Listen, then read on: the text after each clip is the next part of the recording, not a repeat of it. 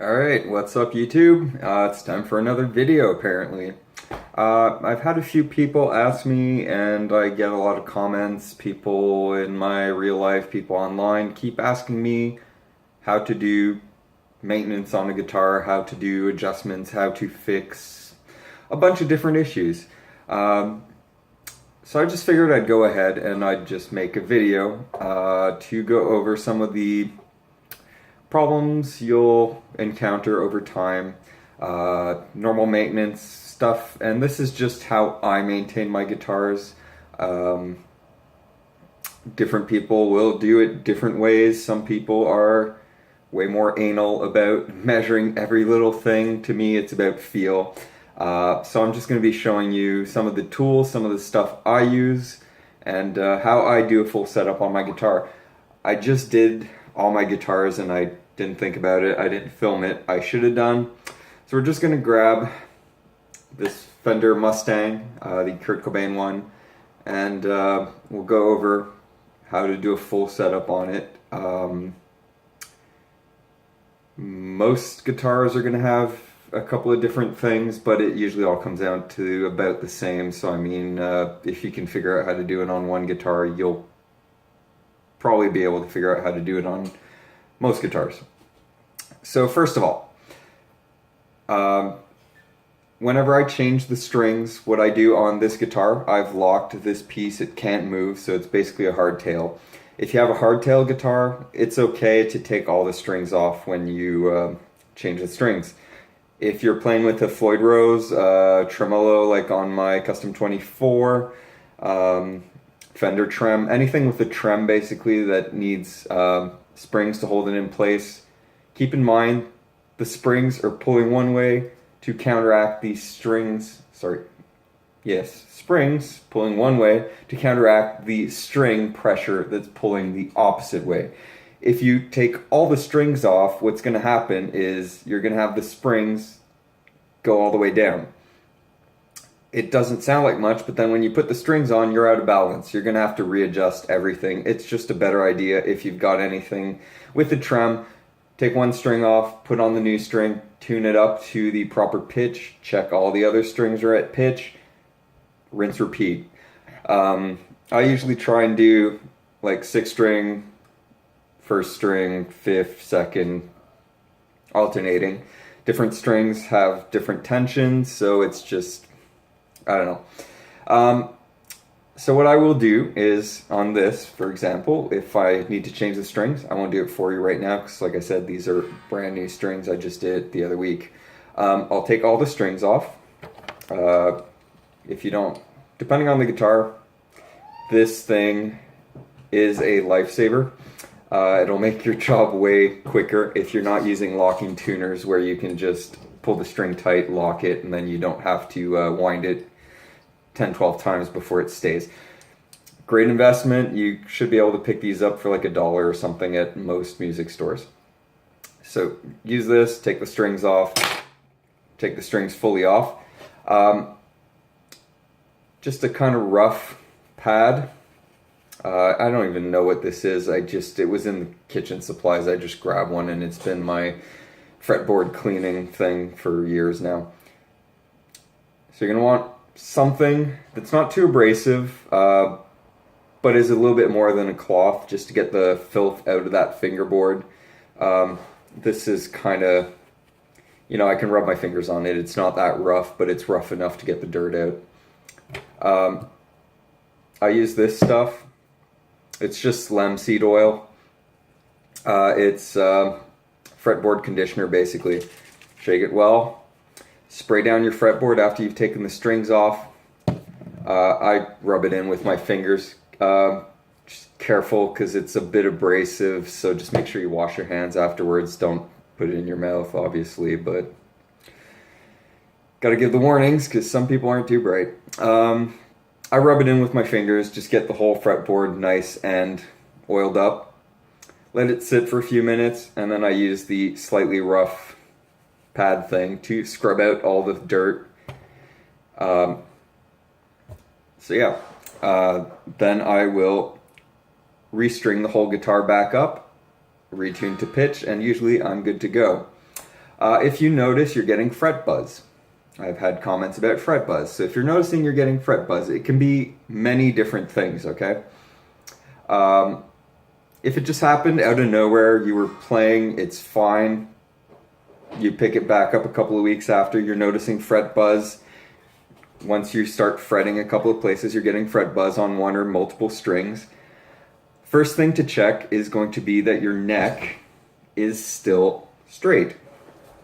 To do this, they sell actual tools for it. I just never saw the point of it. Some people can just eyeball it, put the guitar down, look down the neck, and see if it's back bowed, which means your neck is going backwards, or if it's front bowed. So the opposite, your neck is going forwards. This can happen. Depends on the guitar, okay? Some guitars I have to adjust often. This thing I think I've adjusted twice since I've owned it. My American PRS, I barely adjusted it. I think I adjusted it once because it had a bit of a front bow. Some people will tell you that guitars are supposed to have a little bit of a front bow, and if it doesn't, it's wrong. Look, okay, to me, the neck is supposed to be bone straight. If it's not bone straight, it's wrong. If you're getting fret buzz and your neck is bone straight, it's not because it's supposed to be front bowed slightly. Like I said, some people can eyeball it. I sort of can, but if you want to be 100% sure, what I suggest is just go to a hardware store, Walmart, anything of the kind. Pick up, if you're in Canada, it's called a meter. If you're in the US, apparently it's called a yardstick, okay? It's just a big, long metal ruler, okay? I bought this thing, and I cut it to 2 different sizes depending on the scale lengths. So for my longer scale length guitars, I have a longer bit of meter, yardstick, meter, whatever. And then for the 24-inch or short scale guitars, I've got a slightly smaller piece. Now what I do with this is taking the guitar, put the meter, ruler, whatever you want to call it, on the fretboard. Now, try and rock it back and forth. If you can, you've got back bow. It's simple as that. It's bowing backwards, you can rock it.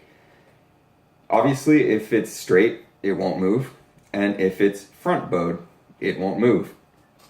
Then what you want to do is keeping it on all the frets as far down as you can. Just eyeball it and just see, is there a gap between the ruler and the fret? If there is, and usually it'll be closer to the 12th fret, you've probably got a bit of front bow. Okay?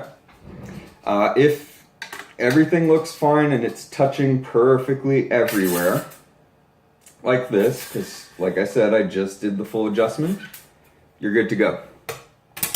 Now, if you've still got fret buzz, usually this won't happen out of the blue. It'll happen if, for example, you have it fully set up with a set of 11 gauge, 12 gauge strings, and all of a sudden you decide you're putting 9 gauge strings on it. 9 gauge strings are a lot less tension, so they will end up touching the fretboard, the frets, not the fretboard, when you're fretting, because they're just lighter tension. To fix this, you are going to want to, on this it's easier, you want to raise the bridge to raise the action.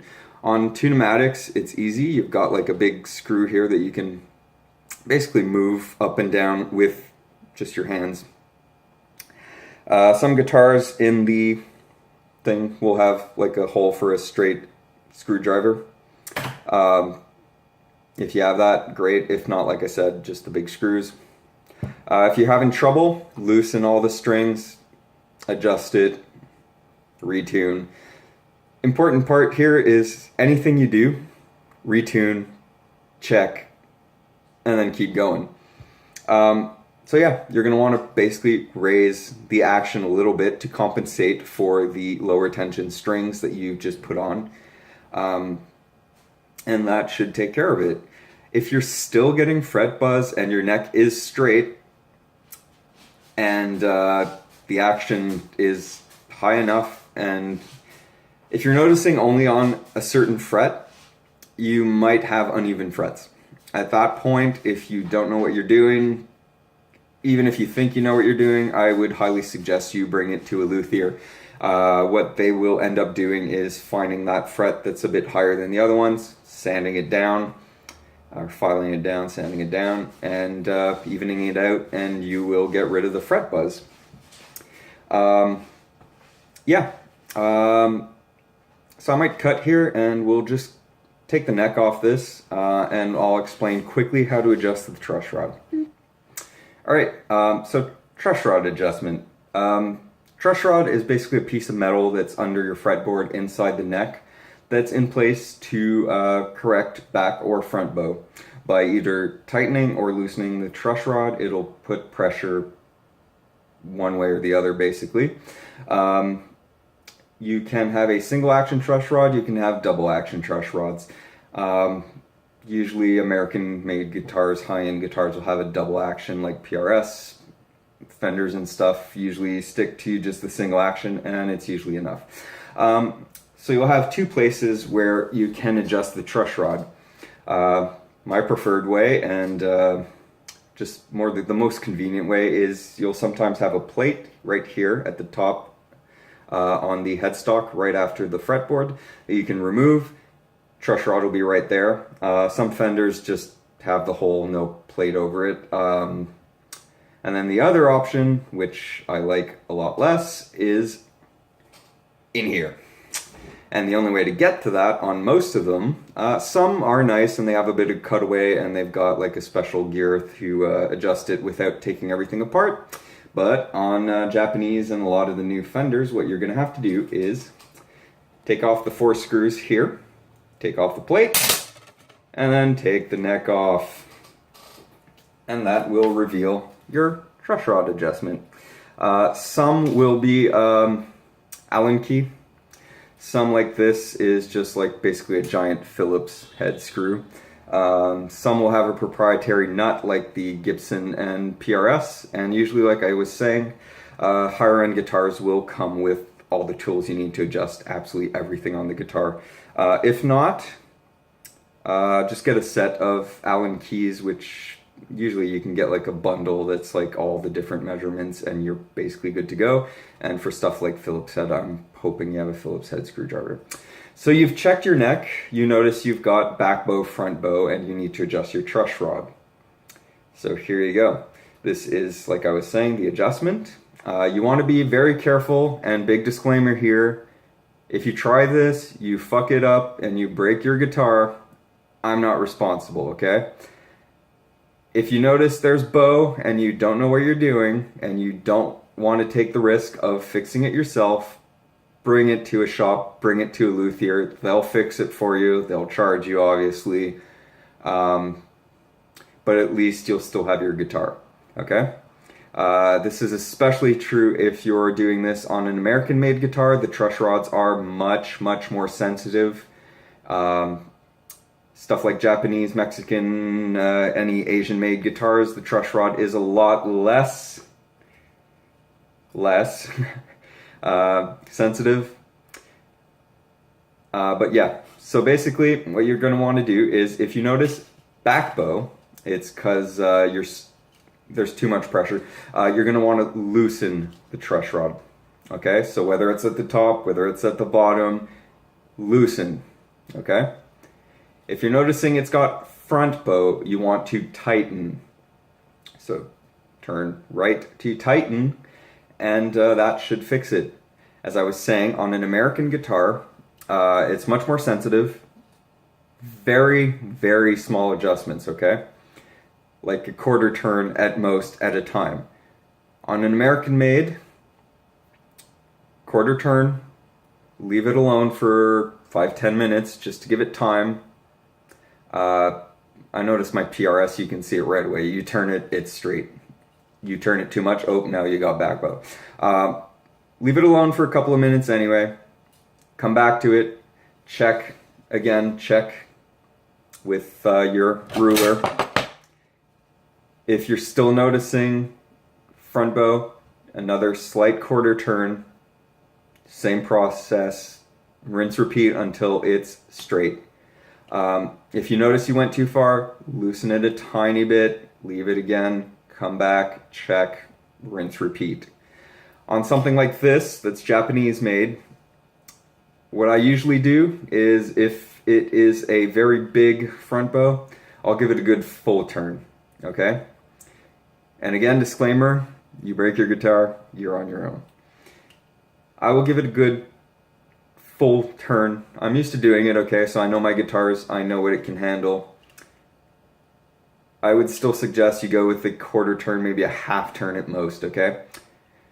Like I was saying, these are a lot less sensitive, so what you want to do is do that quarter turn, half turn, full turn, loosening or tightening depending on what kind of bow you're trying to fix.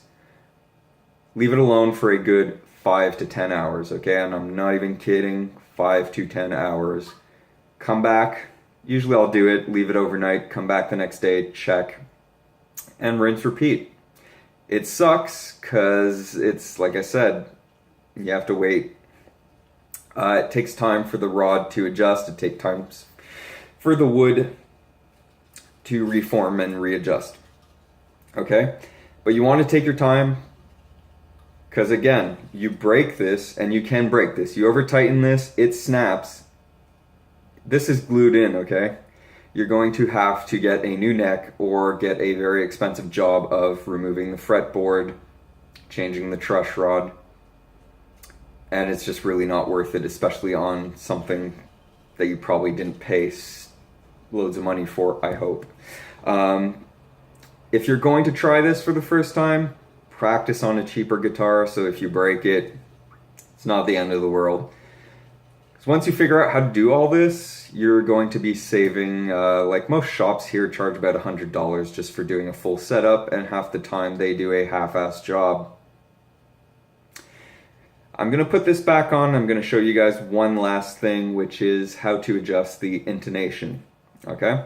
I might split this into a couple of videos. I'll see. But hey. Alright, so I'll be right back. Alright, so we're back. And last thing I'm going to show you guys how to do quickly today is adjust the intonation of the guitar. So what's the intonation? Intonation is basically making sure that every note on the entire fretboard is going to be the actual note it's supposed to be. So what can throw the intonation off if you've never done it? The other thing is if you're changing string gauges, if you're adjusting the action, if